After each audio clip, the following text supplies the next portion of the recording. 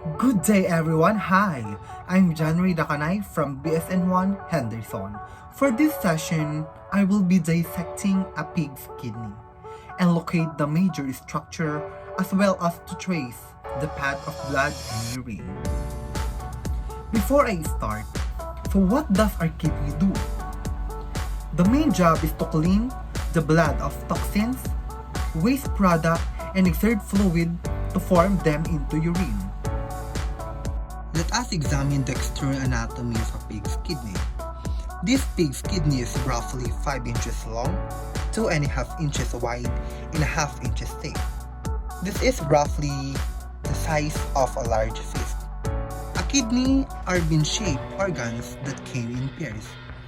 A kidney is reddish-brown bean-shaped organs, which both convex and concave borders for the superficial parts. The kidney is composed of 3 protective layers, namely the superficial and collagenous renal fascia, which is the case is not present.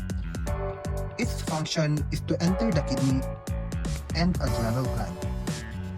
Then we have the pararenal fat or adipose capsule that cushion the kidney against blow. And lastly, the renal capsule, which has a smooth and glistening appearance, and this layer encloses the kidney and is mostly composed of collagen. Let us locate the renal artery, which is found near the renal vein. The renal artery is where blood enters the kidney. Now, let us locate the renal vein. This vein is where blood exceeds the kidney. You can differentiate them by its wall thickness. The renal artery has a thicker wall than the renal vein.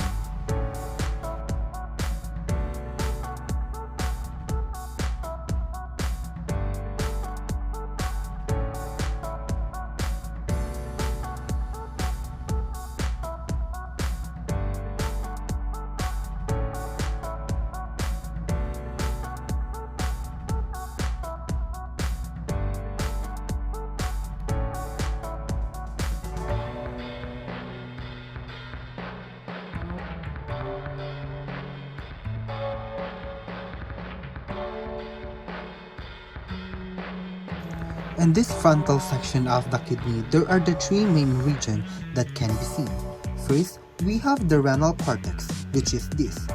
Outer region of the kidney, it is a space for blood vessels that connect the nephrons, which are the functional and structural unit of the kidney that begin in the cortex and mostly located deep within the renal medulla.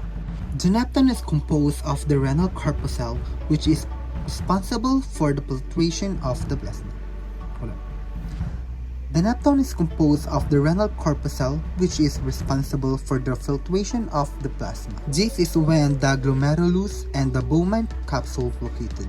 This darker region is the renal medulla, is the innermost part of the kidney, and its main function is to regulate the concentration of the urine. You can also notice the pyramid-like tissues in the renal medulla. This is called the renal pyramid. These pyramids are made up of the collecting ducts that transport urine from the kidney tubules of the nephrons.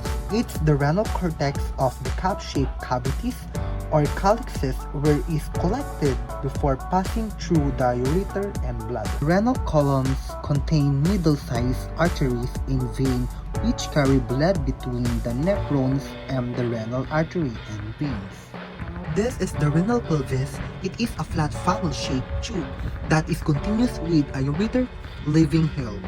The extension of the pelvis disc right here is called the calyxes. It forms cup-shaped drain that called urine which continuously drain from tips of the pyramid and into the pelvis when urine passes out through the ureter to the bladder. That is ureter. Unfiltered blood enters the kidney through the renal arteries found in the ileum region. It then branches off into the segmental arteries, and then it will along the space between the renal pyramid, known as the renal columns. These blood vessels are known as the interlobar arteries, after which it will split off into the top of the base of the renal pyramid, known as the arcuate artery. Then it will further branch off into the renal cortex as the interlobar arteries or cortical radiate arteries. These blood vessels serve multiple nephrons where filtration of the blood occurs, specifically in the glomerulus.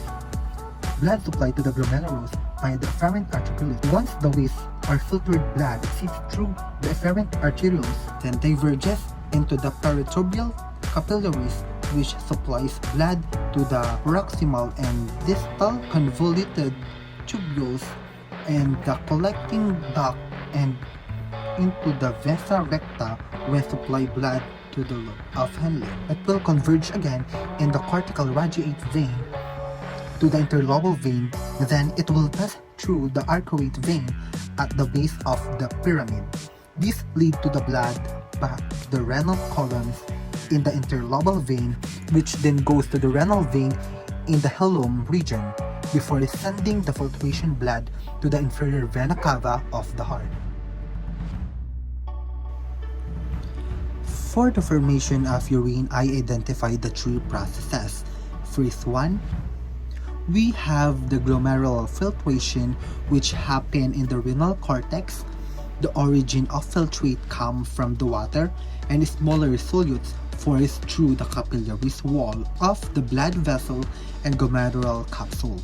Then second, during the tubular absorption, which happened the moment when the filtrate from the Bowman capsule enter a proximal convoluted tube. This happened again in the renal cortex. Useful substances in the filtrate are transported out into the tube cell and then return to the bloodstream to the adjacent capillaries. Majority of water absorption happen in the proximal convoluted tubule of the cortex.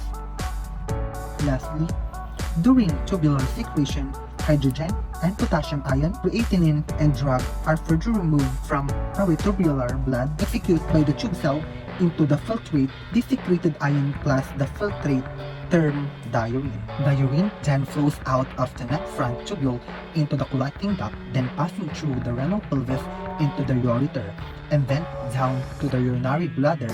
So that includes the pathway of filtering that become urine.